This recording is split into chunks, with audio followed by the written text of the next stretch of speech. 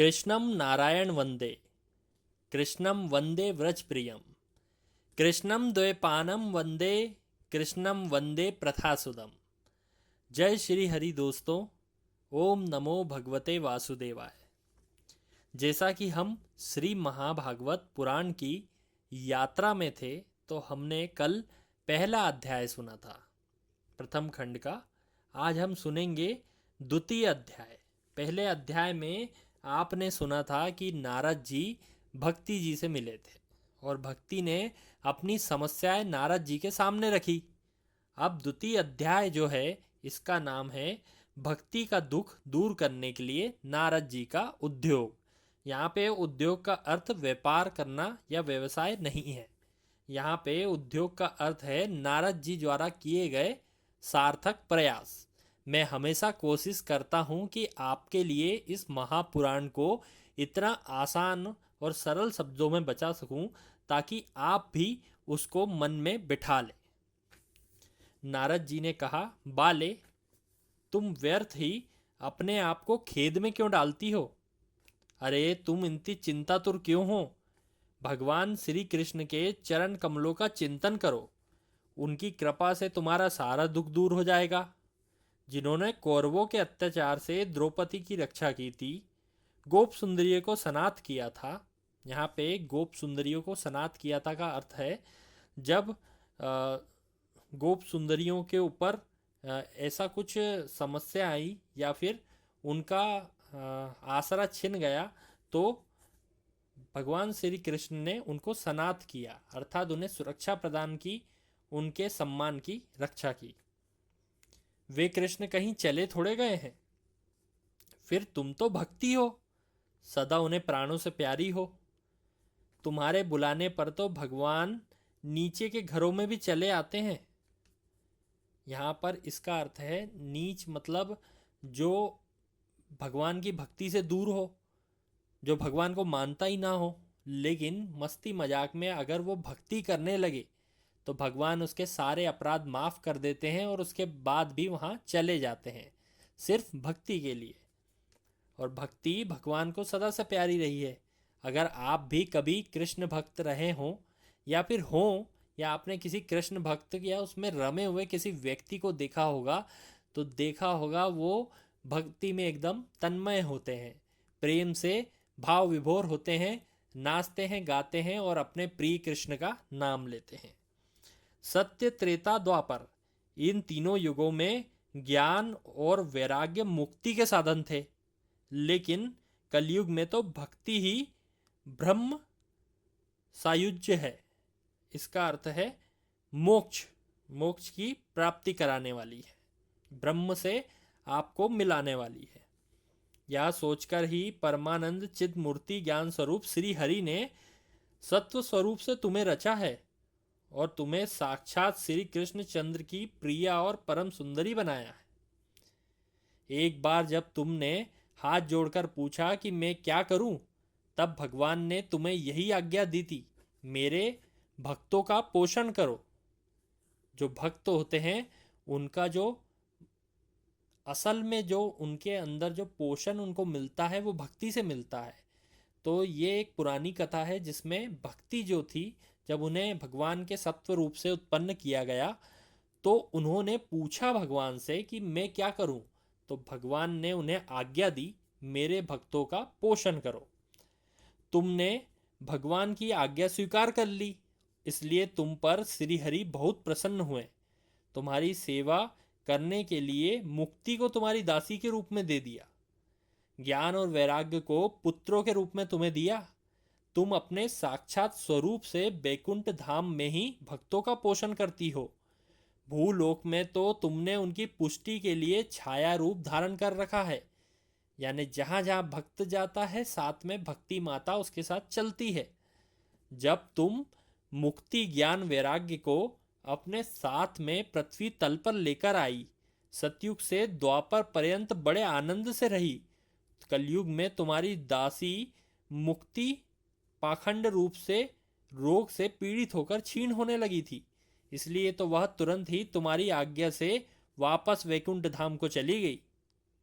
यानी जब कलयुग आया तो पाखंड भारी रूप से फैलने लगा, जैसे कोई घातक रोग हो। तो जो मुक्ति थी वो बिल्कुल जीर्ण शीर्ण होने लगी। जैसे आपने अभी देखा है ना कि उनके जो पुत्र है ज्ञान और वैराग्य, वो भी जीर्ण शीर्ण हो रहे हैं। तो वो तुरंत पीड़ित हुई और तुरंत मुक्ति वापस श्री हरि के पास चली गई। लेकिन इसमें आज्ञा मुक्ति जी ने ही दी थी। आगे सुनते हैं। इस लोक में तुम्हारे स्मरण करने से वह आती है और फिर चली जाती है, किंतु ज्ञान वैराग्य को तुमने पुत्र मानकर ही अपने पास रख छोड़ा है। फिर भी कलयुग में इनकी अपेक्षा होने के कारण ये उत्साहहीन और वृद्ध हो गए हैं। तुम चिंता मत करो, इनके नवजीवन का कुछ उपाय सोचता हूँ। सुमुखी, कली के समान कोई युग नहीं है। इस युग में मैं तुम्हें घर घर में प्रत्येक पुरुष के हृदय में स्थापित कर दूंगा। देखो, अन्य सब धर्मों को दबाकर भक्ति विषयक महोत्सव को आगे रखकर मैंने लोक में तुम्हारा प्रचार ना किया तो मैं भी श्री हरि का दास नहीं हूँ। इस कलयुग में जीव तुमसे युक्त होंगे। वे पापी होने पर भी भगवान के अभय धाम को प्राप्त होंगे। जिनके हृदय में निरंतर प्रेम रूपिणी भक्ति निवास करती है, वे शुद्धांतकरण पुरुष स्वप्न में भी यमराज को नहीं देखते। जिनके हृदय में भक्ति महारानी का निवास होता है, प्रेत पिशाच राक्षस दैत्य उनके स्पर्श करने में भी समर्थ नहीं होते हैं।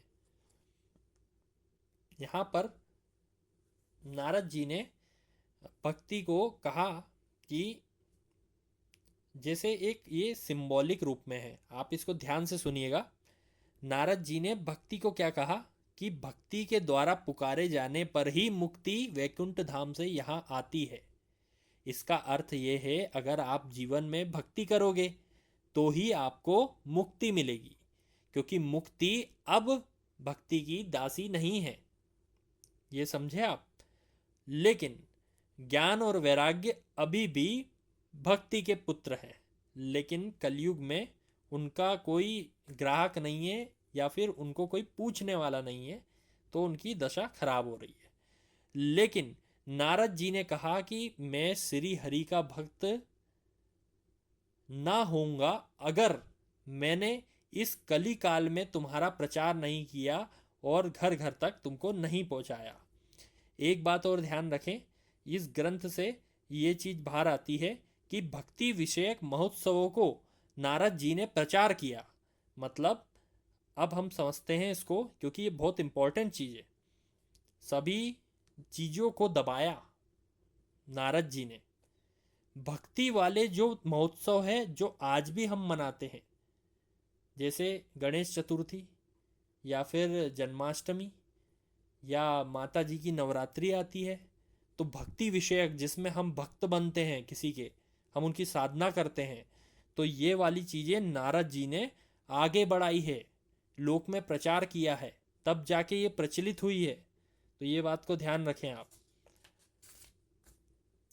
तप, वेद, ध्यान, ज्ञान, कर्म आदि किसी भी साधन से भगवान वश में नहीं किए जा सकते। वे केवल भक्ति से ही वशीभूत होते हैं। इसमें श्री गोपी जन इसका प्रमाण है। मनुष्य का सहस्त्रों जन्म के पुण्य प्रताप से भक्ति में अनुराग होता है। कलयुग में केवल भक्ति ही सार है। भक्ति से तो साक्षात श्री चंद्र कृष्णचंद्र सामने उपस्थित हो जाते हैं। जो लोग भक्ति से द्रोह करते हैं वे तीनों लोकों में दुख ही पाते हैं। पूर्व काल में भक्त का तिरस्कार करने वाले दुर्वासा ऋषि को बड़ा कष्ट उठाना पड़ा था। बस व्रत, तीर्थ, योग, यज्ञ, ज्ञान चर्चा आदि बहुत से साधनों की कोई आवश्यकता नहीं है। एकमात्र भक्ति ही मुक्ति देने वाली है। अब सूत जी कहते हैं, इस प्रकार नारद जी के निर्णय किए हुए अपने महात्म्य को सुनकर भक्ति के सारे अंग पुष्ट हो गए और वो उनसे कहने लगी। अब भक्ति कहती हैं, नारद जी आप धन्य हैं।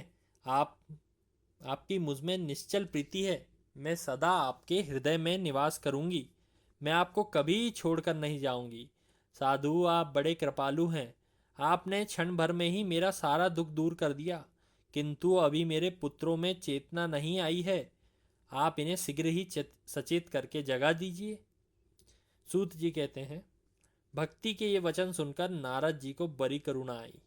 उन्होंने हाथ से हिला डुलाकर वे उनके पुत्रों को जगाने लगे। फिर उनके कान के पास मुंह लगाकर जोर से कहा, ओ ज्ञान जग पड़ो, ओ वैराग्य जल्दी उठो।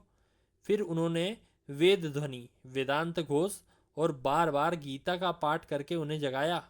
जैसे तैसे वे बहुत जोर लगाकर उठे, किंतु आलस्य के कारण दोनों भाई जम्हाई लेते रहे। नेत्र खोल कर भी नहीं देखा। उनके बाल बगुलों की तरह सफ़ेद थे और अंग प्रायः सूखे काठ के समान यानी लकड़ी के समान निस्तेज हो गए थे और कठोर थे। इस प्रकार भूख प्यास के मारे अत्यंत दुर्बल होने के कारण उन्हें फिर से सोते हुए गिरता देखकर नारद जी को बड़ी चिंता हुई। वे सोचने लगे, अब मुझे क्या करना चाहिए। इनकी यहाँ नींद और इससे बढ़कर इनकी वृद्धावस्था कैसे दूर करूं। शौनक जी इस प्रकार चिंता करते करते वे भगवान का स्मरण करने लगे। तभी आकाशवाणी हुई, मुने खेद मत करो, तुम्हारा यह उद्योग निसंदेह सफल होगा। देव ऋषि, इसके लिए तुम एक सत्कर्म करो। वह कर्म तुम्हें संत शिरोमणि महानुभाव बताएंगे। उस सत्कर्म का अनुष्ठान करते ही क्षण भर में इनकी नींद और वृद्धावस्था चली जाएगी। ऐसा कहकर वह आकाशवाणी समाप्त हो गई। यह आकाशवाणी वहां खड़े सभी को साफ साफ सुनाई दी। इसमें नारद जी को विस्मय हुआ और वह कहने लगे, अरे इसका मुझे तो कुछ आशय ही समझ में नहीं आया। नारद जी बोले, इस आकाशवाणी ने भी गुप्त रूप में ही बात कही है। यहाँ नहीं बताया कौन सा साधन किया जाए और वो संत ना जाने कहाँ मिलेंगे। अब उस आकाशवाणी ने जो कुछ कहा है, मुझे क्या करना चाहिए। सूत जी कहते हैं, शौनक जी तब ज्ञान वैराग्य को दोनों वहीं छोड़कर नारद मुनि वहां से चल पड़े। प्रत्येक तीर्थ में जा जाकर जितने मुनि साधु रास्ते में मिलते उनसे साधन पूछने लगे। लेकिन उनकी बात को सब समझते तो तब थे, लेकिन इस विषय में कोई निश्चित उत्तर नहीं देता था। उन्हें यह असाध्य लगने लगा। कोई बोले ठीक ठाक पता लगाना ही कठिन है, कोई चुप रह गया, कोई अपनी अवज्ञा होने के भय से बात को टालकर टाल टूल के खसक गया। त्रिलोकी में महान आश्चर्यजनक हाहाकार मच गया। लोग आपस में कानाफूसी करने लगे। भाई, जब वेद ध्वनि, वेदांत घोष और बार बार गीता का पाठ करने पर भी भक्ति, ज्ञान और वैराग्य ये तीनों नहीं जगाए जा सके, अब क्या उपाय है। स्वयं योगी राज नारद जिनको खुद इसका ज्ञान नहीं है, उसे दूसरे संसारी लोग कैसे बता सकते हैं। इस प्रकार जिन जिन ऋषियों से इसके विषय में पूछा गया, उन्होंने निर्णय करके यही कहा कि यह बहुत ही दुसाध्य है, यानी बड़ा कठिन है, साधने योग्य नहीं है। नारद जी को बहुत चिंता हो गई। वे बद्री वन में आए। ज्ञान वैराग्य को जगाने के लिए उन्होंने यह निश्चय किया कि मैं तप करूंगा। इसी समय उन्हें अपने सामने करोड़ों सूर्यों के समान तेजस्वी सनकादिक मुनीश्वर दिखे। उन्हें देखकर वे मुनिश्रेष्ठ कहने लगे। नारद जी ने कहा, महात्माओं, इस समय बड़े भाग्य से आप लोगों का साथ में मेरा समागम हुआ है। आप जल्दी से वह साधन बताइए। आप लोग तो बड़े योगी, बुद्धिमान और विद्वान हैं। देखने में आप 5-5 वर्ष के बालक जरूर जान पड़ते हैं, किंतु पूर्वजों के भी पूर्वज हो आप। आप लोग सदा वैकुंठ में निवास करते हैं और हरि कीर्तन में तत्पर रहते हैं। भगवल्ली का अमृत का रसास्वादन आप करते हैं। एकमात्र भगवत कथा ही आपके जीवन का आधार है। हरि शरणम, यह वाक्य मंत्र आपके मुख पर रहता है। इसी से काल प्रेरित वृद्धावस्था भी आपको बाधा नहीं पहुंचाती, यानी आप बुजुर्ग नहीं होते हैं। पूर्व काल में भ्रूभांग मात्र से भगवान विष्णु के द्वारपाल जय विजय तुरंत पृथ्वी पर गिर गए थे और फिर आपकी कृपा से ही पुनः वैकुंठ लोक पहुँचे। धन्य हैं आप, आपके दर्शन बड़े सौभाग्य से हुए हैं। मैं बहुत दीन स्थिति में हूँ।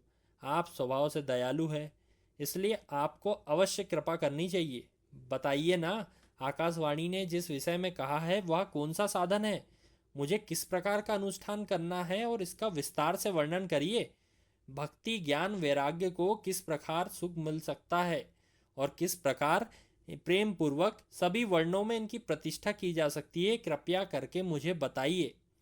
सनकादिक ने कहा, देव ऋषि आप चिंता न करें, मन में प्रसन्न हो, उनके उद्धार का एक सरल उपाय तो पहले से विद्यमान है। नारद जी आप धन्य हैं, आप विरक्तों के शिरोमणि हैं, श्री कृष्ण के दासों के साथ साथ पथ प्रदर्शक एवं भक्ति योग के भास्कर यानी सूर्य हैं आप भक्ति के लिए जो उद्योग कर रहे हैं, यह आपके लिए कोई आश्चर्य की बात नहीं होनी चाहिए। भगवान के भक्त तो उनकी भक्ति की सम्यक स्थापना करना ही सदा उचित समझते हैं। ऋषियों ने संसार में अनेकों मार्ग प्रकट किए हैं, किंतु वे सभी कष्ट साध्य हैं, परिणाम में प्रायः स्वर्ग की प्राप्ति कराने वाले हैं। अभी तक भगवान की प्राप्ति कराने वाला मार्ग तो गुप्त ही रह गया। यहाँ पर सनकादिक ऋषि कहते हैं, ऋषियों ने अनेक मार्ग बनाए हैं पर वो कठिन है, वो ऋषि के हिसाब से हैं, लेकिन सांसारिक व्यक्ति के लिए अभी तक कोई ऐसा मार्ग नहीं है। प्रायः सभी मार्ग स्वर्ग को प्राप्त कराने वाले हैं। अभी तक भगवान की प्राप्ति कराने वाला मार्ग तो गुप्त ही रह गया है। अब आपको आकाशवाणी ने जिस सत्कर्म का संकेत दिया है हम उसे बतलाते हैं, आप प्रसन्न और समाहित चित्त होकर सुनिए। नारद जी, द्रव्य यज्ञ, तपो यज्ञ, योग यज्ञ और स्वाध्याय यज्ञ, ज्ञान यज्ञ, ये सभी स्वर्ग आदि प्राप्ति कराने वाले कर्म की ओर संकेत देते हैं।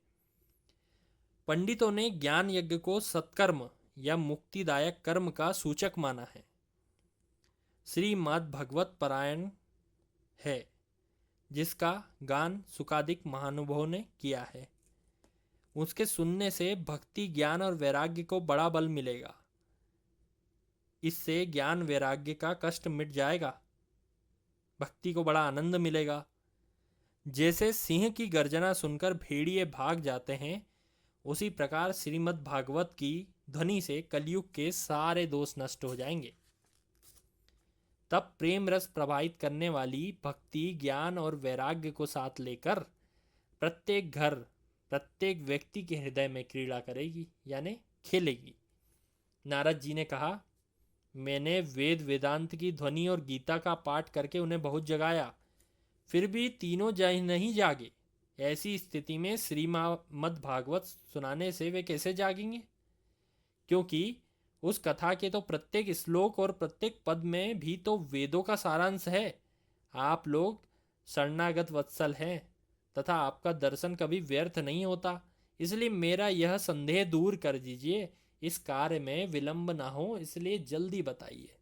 सनकादिक ऋषि ने कहा, श्रीमद् भागवत की कथा वेद और उपनिषदों के सार से बनी है, इसलिए उनसे अलग उनकी फल रूपा होने के कारण वह बड़ी उत्तम जान पड़ती है।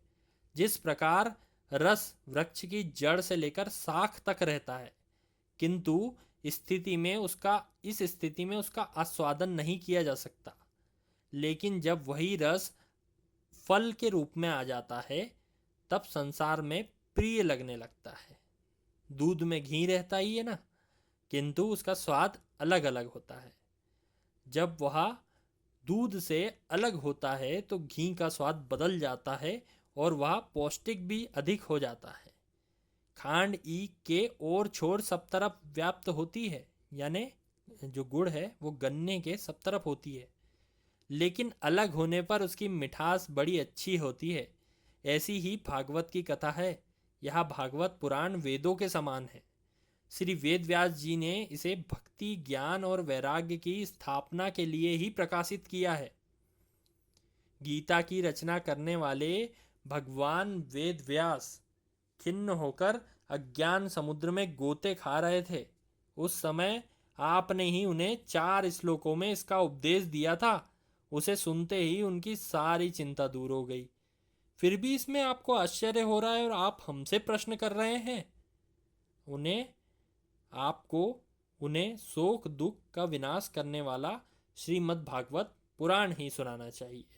नारद जी ने कहा, महानुभावों, आपका दर्शन जीवन के संपूर्ण पापों को तत्काल नष्ट कर देता है और जो जीवन संसार दुख स्वरूप दावानल से तपे हुए हैं उन पर शीघ्र ही शांति की वर्षा करता है।